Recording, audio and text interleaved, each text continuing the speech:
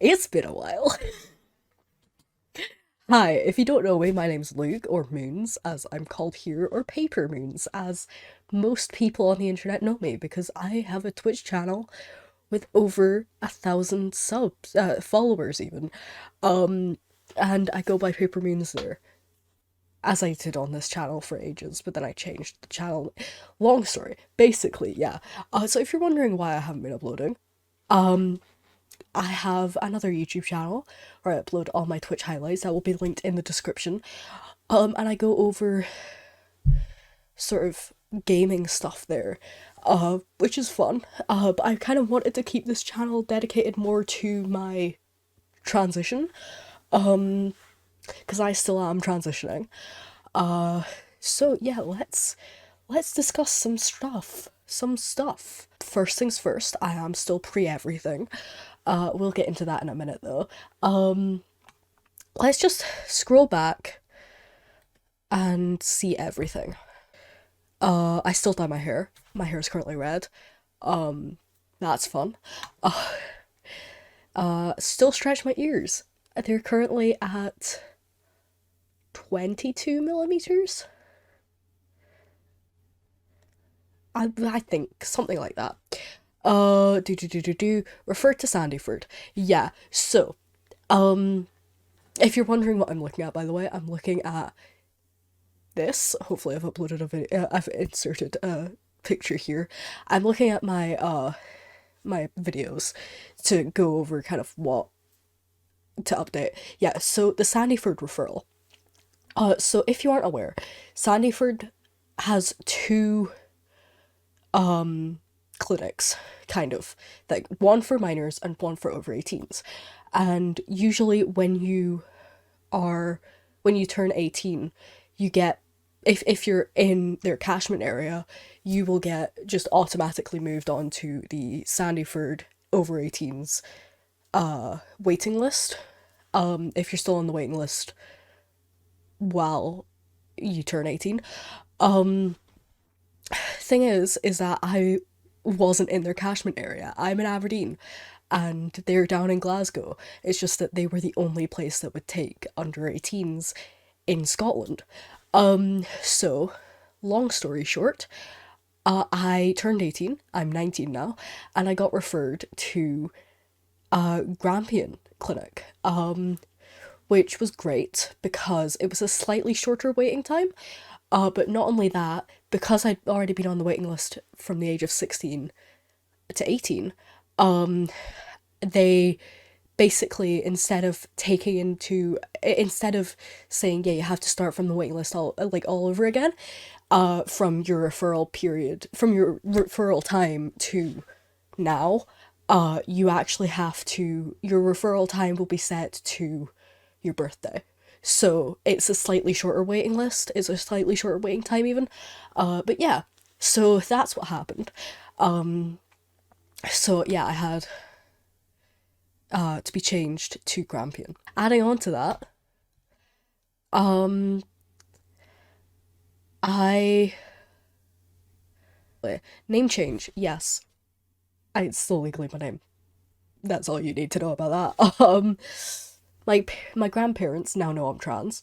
My grandma unfortunately passed away in February, March of this year, of 2022. So that was unfortunate. However, she knew I was trans before that. It was a lovely few months we had with her where she knew I was trans. Actually, I think she knew for a bit longer than a few months. A couple of years. Yeah. Voice lowering. Oh yeah, this is my natural voice now. I am a little bit sick, so it's a little bit lower than usual. But this is my natural voice. This is how I speak. I think it's around probably the same as what it was when I made that video. Who knows? Yeah. So, first off, as I mentioned, I got referred to a Grampian gender clinic. I actually had my first appointment last month.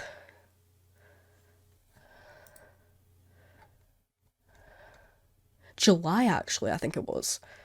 Yeah, it was in July. Um, and it went really well. I got diagnosed with gender dysphoria. Actually, I can tell you the exact day I had my appointment. The 30th of June is when I had my initial appointment.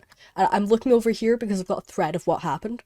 So, my case was apparently pretty straightforward. It was a case of I knew what I wanted, so that really helped her.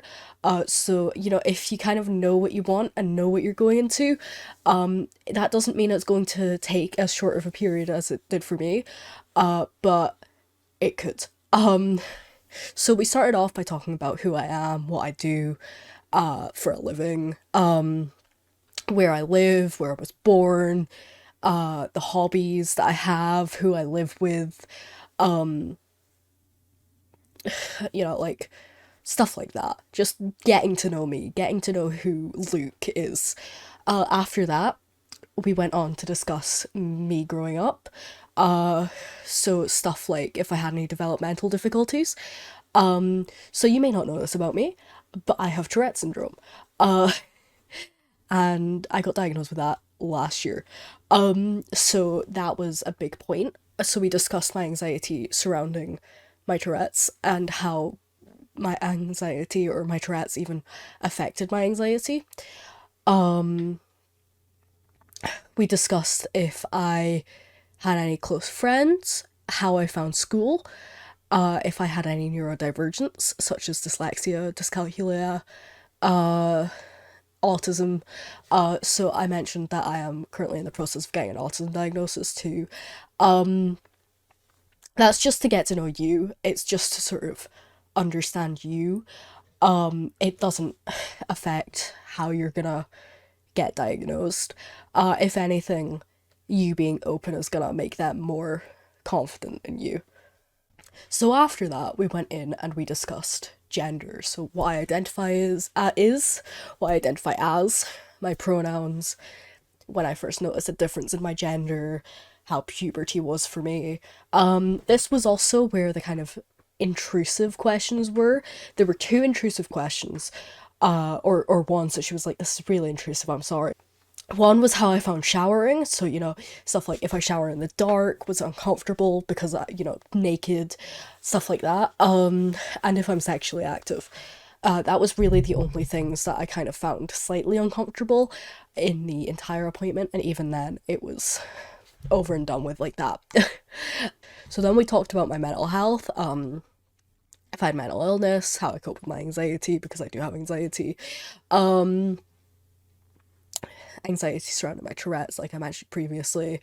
We discussed me being referred to a psychologist and how that helps a lot, as it means there would be fewer follow-ups because I'm already being seen by a psychologist, so it means that they aren't having to refer me to another one. I've already been referred to two, like like, you know.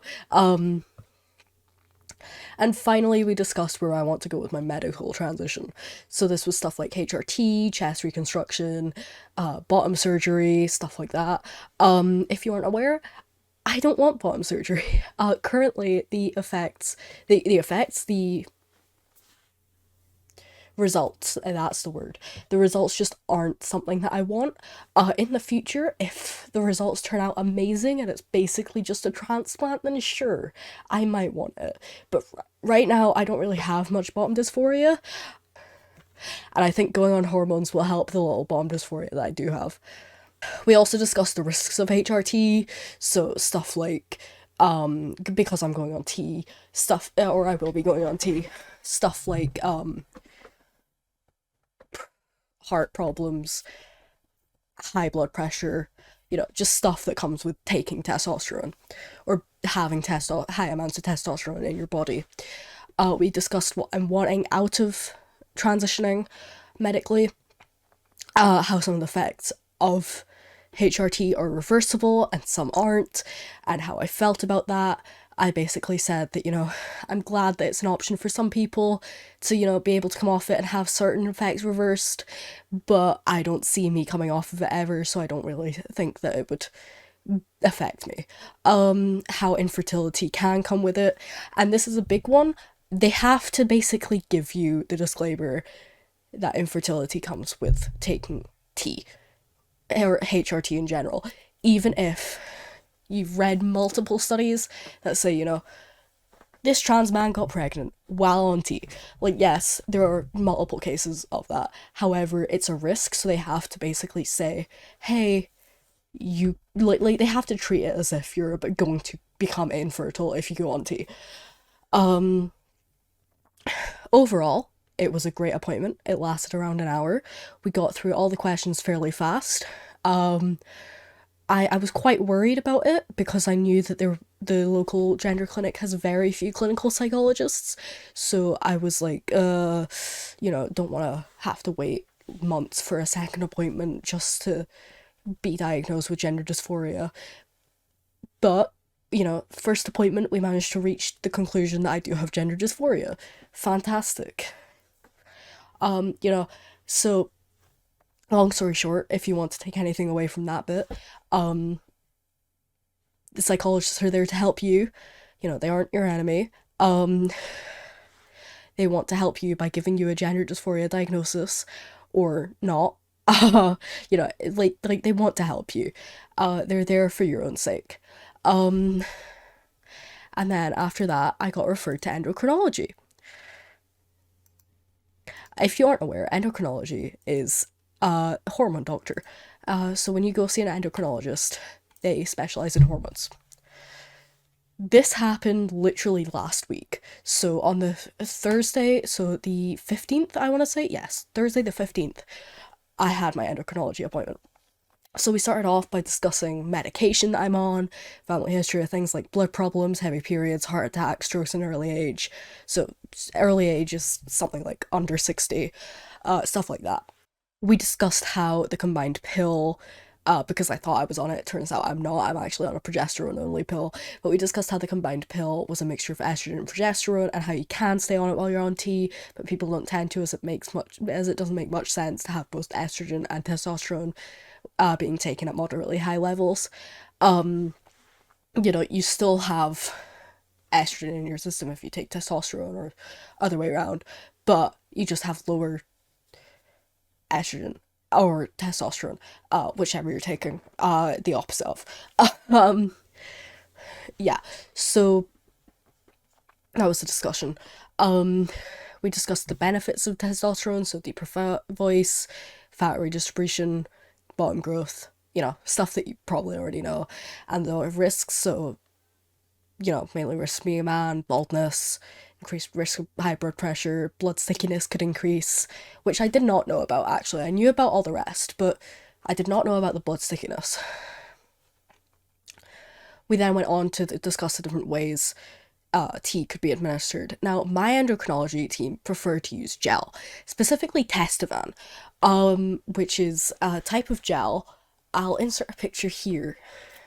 It's a type of gel that has like the lid is an applicator, so you just pump it onto the applicator and then rub it in. Um, so I'm fine with that.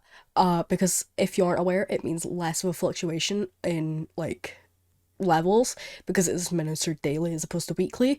So if you aren't aware, if you take shots, it's administered at least weekly, and your levels kind of start high and then they drop, and then the next week they go up again, and then they drop, and then they go up again, and it makes your mood all fucky. Uh, with gel, there's less of a chance of that because you're taking it daily. So it's yeah. She said that I have high levels of prolactin because I had a blood test a few weeks before. So prolactin is it's weird. It's a hormone that's not administered. It's a hormone that's made mainly by women who have just given birth.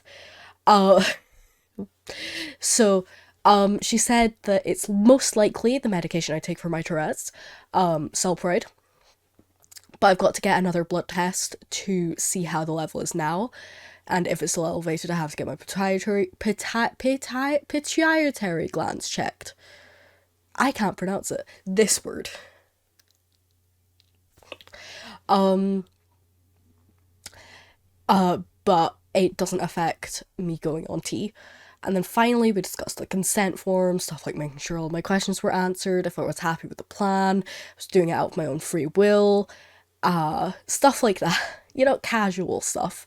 And she said she was going to send a prescription down to my GP.